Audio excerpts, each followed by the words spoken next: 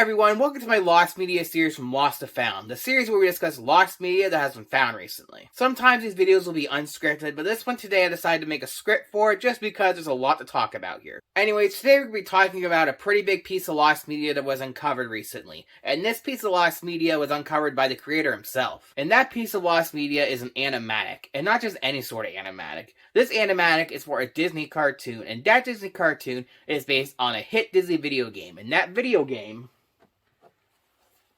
is Kingdom Hearts.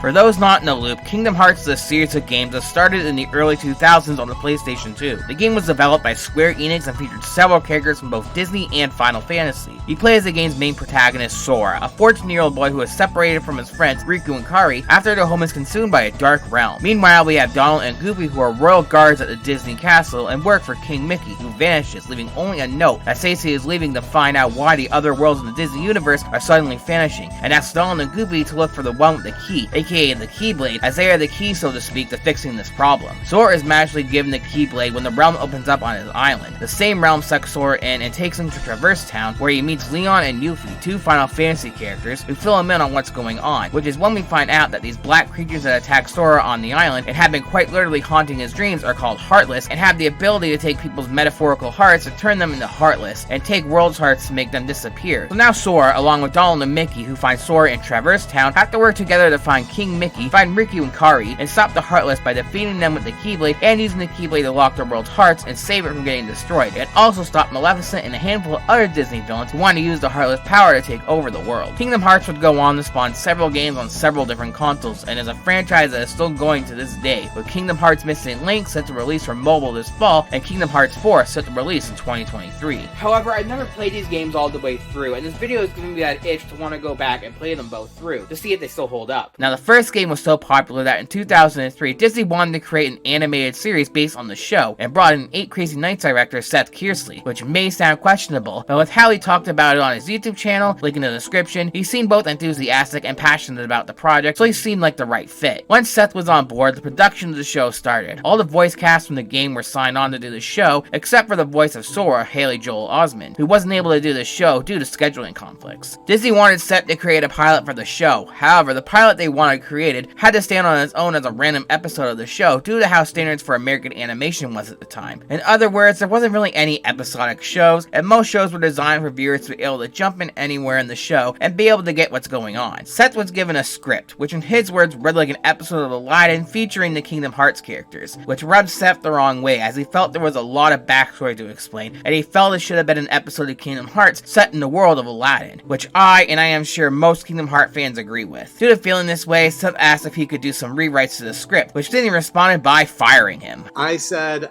I don't like the script, I want to do a rewrite, and they were like, you're fired.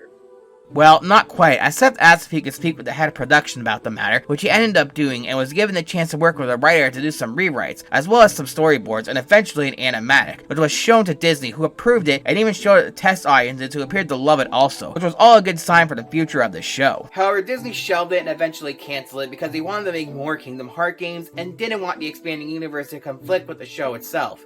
In other words, if we didn't get Kingdom Hearts 2, we would have gotten the animated series. On October 11th, 2022, Seth Kearsley himself uploaded the pilot animatic to his YouTube channel, and while some of the drawings are rough as expected, it just shows how cool the show would have been. The action sequences give me American Dragon Jake Long vibes with the fast, intense fighting scenes. The pilot of the show also appears to be exactly the same as the game, with Sora needing to find his 2 friends. This show would have been pretty badass by the looks of it, and another cool thing is that the nicer background plates you see are actually scanned from backgrounds in Disney's archives, meaning these backgrounds are from actual Disney films. So I guess this begs the question, why did Seth choose to upload this now? Well, he actually explains that in a video he did prior to releasing the animatic, and I'm just going to play the clip here where he explains it because it's quite tragic as he was quite literally staring death in the face. In January, I was almost killed in a car accident.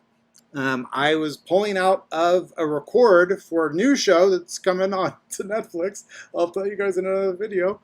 But I was pulling out of the parking lot of the recording studio in my beautiful 1973 Datsun 240Z that I had had since high school. I was pulling out and my view was kind of blocked, and I got T-boned by a teenager who wasn't paying attention, was on their phone, and didn't even hit the brakes, but they hit me really, really hard. The car did this. It hit so hard.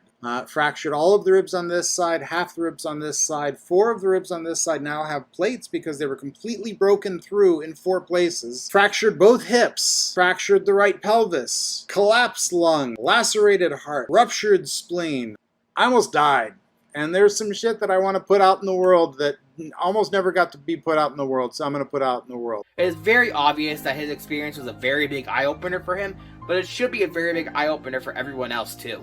We all get caught up in this crazy rat race chaotic train wreck we call a world, but it is important to not only take a step back and focus more on what matters to you, but to also try things you always wanted to try and do things you always wanted to do and achieve things you always wanted to achieve. This may be easier said than done, but at the end of it all, we only have one life here on this planet. Once we are gone, we are gone. So make your life worth living, because when your time comes, you won't regret not going to your day job enough, or regret how much money you made. You'll regret not doing things you wanted to do in life, and will regret not seeing places you always wanted to see, and regret not spending enough time with the most important people in your lives. And the moral of it all, people, is don't take your life for granted, because you never know when your next breath will truly be your last.